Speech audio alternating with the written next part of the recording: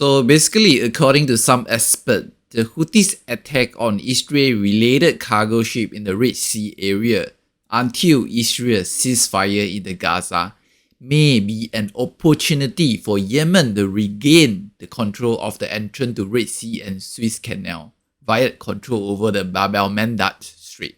Bab el-Mandab Strait is one of the most important trading route for global sea shipping. Moreover, since Bab el-Mandab Strait is only around 29 km wide at its most narrow point, it is easy to be controlled by the Houthis even though they do not have a powerful navy. We need to understand and know that from history, in the ancient day of global sea trading, Yemen was once a very rich nation where most of the goods and products from Europe and Asia meet at Yemen to conduct their trade. Due to her excellent location, Yemen once was an important transshipment hub for the East and the West. In history, due to their location, many Yemen cities prospered with a lot of international trade conducted there. And during the British Empire days, the British understand this, and because of that, they established their military power in Yemen and kind of give the British control over the entrance of the Red Sea and Suez Canal. To put it more simple, Yemen's excellent location have all it takes to be as successful as Singapore. Singapore later make use of the Singapore excellent location in the Strait of Malacca to become the global #1 transshipment hub. If Yemen regain control over the Bab el-Mandab Strait and the entrance to Red Sea, it may help Yemen economy to prosper in the future. There are already reports saying that some global shipping company may have started to engage in direct talk with the Houthis to allow their cargo ship to pass by Bab el-Mandab Strait, and this shipping company may have assured and promised the Houthis that no Israel-related goods will be on their ship and they will not use Israel seaports.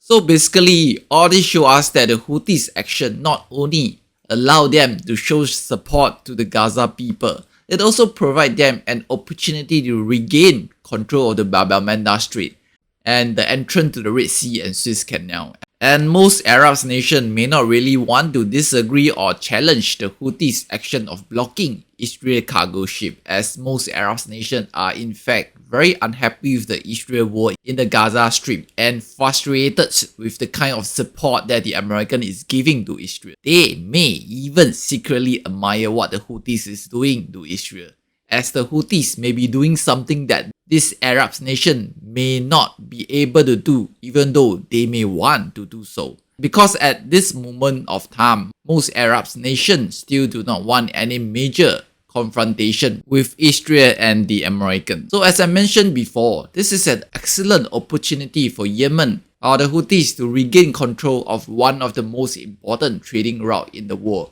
the control of the Red Sea and entrance to the Suez Canal. So what does all this got to do with the geopolitical fight between America and China? You see, since the Houthis operate in an area surrounded with mountains, it may be very challenging for the American try to totally destroy the Houthis. The Afghanistan war may have taught the American an important lesson. Having better weapons with lots of money does not always guarantee you victory in mountain warfare. I mean, that's how the Taliban fight the American in Afghanistan. They hide inside their mountain with their base and weapon, everything inside a mountain. The American have a hard time trying to destroy them. And in the end, the American have to withdraw in Afghanistan after spending around 20 years. And technically, in a way, the American gained almost nothing from this Afghanistan war, except that they lost a lot of their soldiers and, spent trillions of dollars. Yeah. And at the end of the day, the Taliban come back again, regain power and become the government of Afghanistan. So that's the reason why this time around, the American may hesitate about sending ground soldiers into Yemen to attack the Houthis. And if the American does not manage to stop the Houthis' attack on Israel-related cargo ship in the Red Sea area,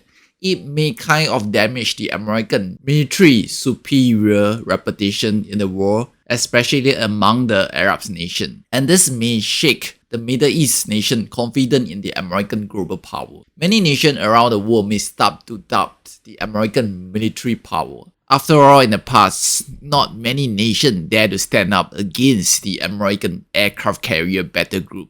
and basically, nation don't stand a chance fighting and winning better with the American aircraft carrier group. But everything seems to change into the war as nations worldwide start to see that the American aircraft carrier group is unable to actually destroy the Houthis or stop the Houthis attacking Israel-related ships in the Red Sea. It showed that the American aircraft carrier battle group is no longer invincible. And on the other hand, everything looks so different for China. According to rumors, many cargo shipping companies that pass by the Red Sea have started to use China flag on their ship, and they tell the Houthis that they are China-related ships, and most of the time, these cargo ships are allowed to use the Red Sea to enter into the Suez Canal, and the Houthis will not attack them. Now, just imagine what may happen to your cargo ship if you tell the Houthis that you are American-related cargo ship. All these have shown us China rising global power and influence. With China challenging the American global leadership's position now, the American maybe cannot afford such an embarrassing moment. They may need to continue to conduct their airstrike on the Houthis to show that they are still in control of the Red Sea situation. So basically, as I mentioned earlier on, because the American do not really want this Red Sea crisis to escalate, and maybe will not want to commit ground soldier to attack the Houthis in Yemen. And because of that, maybe what the American can do is to only continue with their airstrike. And we all know that, airstrike alone can't really totally destroy the Houthis.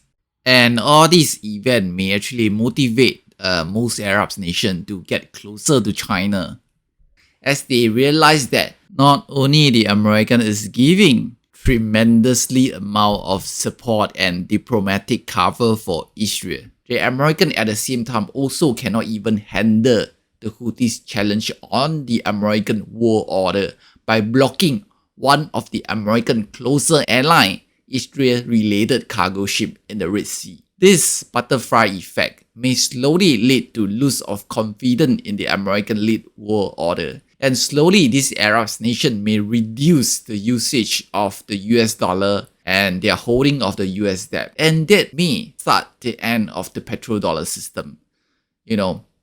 This Arab nation may actually consider to sell their oil in China yuan, since they may want to get closer to China instead of the American. You see, political and economic often work together. If a global superpower wants her economy to be strong, she needs to handle her political relationship with other important nations around the world. For the American, one of the major supporting pillars for her mighty US dollar is the petrodollar system, which requires the Arab nation to continue selling their oil and gas exclusively in the US dollar. With the American giving so much support to Israel, the American reputation and relationship among the Arab nations may have reached record low. Add on to the American unable to stop Houthis' attack in the Red Sea. This shows the weakness in the American military. The Arabs may want to withdraw their support for the petrodollar system, and these Arabs may want to place more of their chip on China. China may score a win over here in the Middle East. And Middle East is a very important place with lots of oil and gas and with tons of money. And every one of us know that the American may not be able to afford losing the petrodollar system, as that may mark the end of the US dollar reserve currency status and lead to the American unable to fund their budget deficit and service the interest payment on her massive debt, which now is more than $34 trillion. And it's quite common for the American to have more than $1 trillion of budget deficit in most recent American government financial year.